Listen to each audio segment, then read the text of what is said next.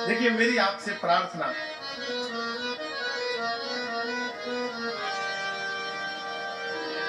इनको खुश करने का प्रयास न करिए।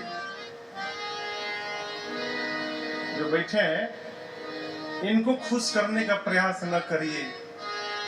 घर में जो भगवान बैठे हैं माई बाप के रूप में, उनको प्रसन्न करने का प्रयास करिए। यदि घर वाले भगवान को हम एक गिलास पानी नहीं दे पा रहे हैं और शंकर भगवान पर गगरा गगरा जल उड़ेल रहे हैं, तो इस अभिषेक का कोई आपको लाभ मिलने वाला नहीं है। उड़े रहो, माई बाप को पानी नहीं पिला पा रहे हैं, शंकर भगवान का अभिषेक कर रहे हैं, करते रहो अभिषेक, कुछ होने वाला नहीं है। भगवान भी उसी पर प्रसन्न होते हैं जिस पर उस संतान के माता पिता प्रसन्न रहते हैं। आप जब महाराष्ट्र में जाइए, एक स्थान है पंढरपुर, नाम सुना है पंढरपुर का? वहां एक भगवान है। कौन भगवान है? हाँ, विट्ठल भगवान। क्या नाम है? विट्ठल जी का नाम सुना है?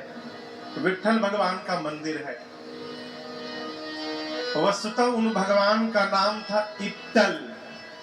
क्या नाम था? इट्टल।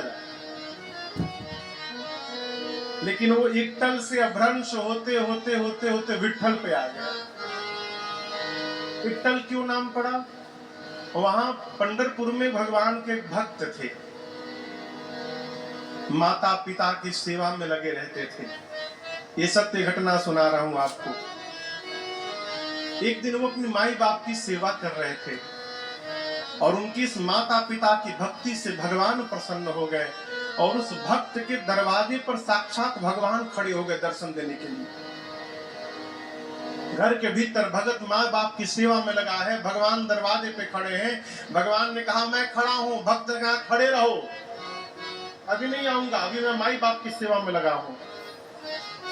भगवान ने कहा पांव जल रहा है, धूप में खड़ा हूं। जिस ईंट पर भगत बैठा था वो ईंट निकाल के दरवाजे की तरफ फेंक दिया।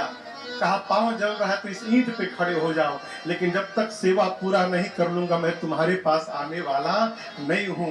भगवान दरवाजे पर ईंटे पर खड़े हो गए और वही उनका नाम इट्टल भगवान पड़ा।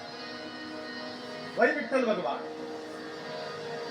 इसलिए भगवान को प्रसन्न बाद में करिए, पहले घर में जो बोलने वाले भगवान है ना माई बाप, इनको प्रसन्न करने का स्वभाव बनाइए।